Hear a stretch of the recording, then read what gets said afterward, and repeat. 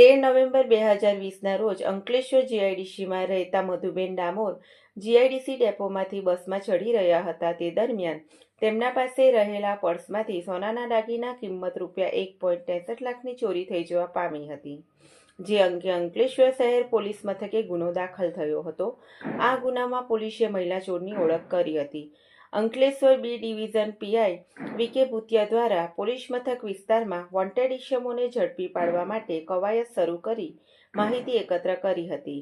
Human Intel અને technical surveillance શરૂ કર્યું હતું, જે આધારે પોલીસને વર્ષ 2020માં થયેલ ચોરીમાં વોન્ટેડ મહિલા મનીબેન ઉર્ફે મણીબેન સનુ ભાભોર દાહોદના મોટી ખરચ ગામે ભાભોર ફળિયામાં હોવાની માહિતી મળી હતી.